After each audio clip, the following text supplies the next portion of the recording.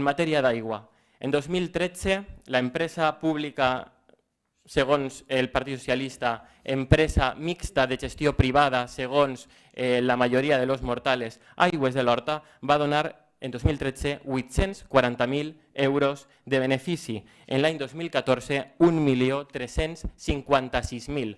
Ja me diran vostè quin comerç de Torrent té un increment en 3 anys del 40% dels seus beneficis. Segurament qualsevol es mataria per incrementar els seus beneficis un 40% en 3 anys. Malgrat això, s'ha continuat incrementant el rebut de l'aigua en algunes zones de la nostra ciutat, com és el cas de Calicanto. Malgrat això, fa 3 dies inauguràvem unes oficines noves d'Aigües de l'Horta en l'edifici de l'antic mercat que no ho posaré en dubte, que eren molt necessàries unes noves oficines per a Aigües de l'Horta, però en una planta que ja disposa de banys, eren necessaris uns banys de porcelanosa? Això era necessari per a que el gaste qui? La gent que va a les oficines perquè no poden pagar el rebut de l'aigua? Les banys de porcelanosa, disposant ja d'uns altres? Això com li diuen el know-how de l'empresa? Com li diuen a que el comercial de porcelanosa estiguera en la inauguració i que fora candidat d'una llista electoral en l'any 2015? Coincidències?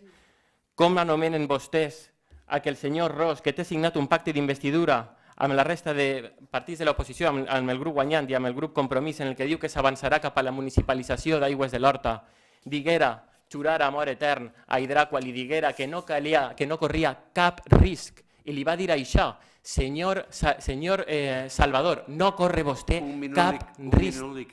No corre vostè cap risc en aquesta societat. Si no corre cap risc, senyor alcalde, per què va signar vostè aquest pacte d'investidura en el que dia que anava a avançar cap a la remunicipalització? Vostè va mentir en 2015 o va mentir a la ciutadania davant la qual va signar aquest pacte davant de notari, que així tenim, o va mentir vostè al senyor Santamaria? Si em donen a triar entre qui va mentir, si a l'empresa o a la ciutadania, jo tinc les meves teories.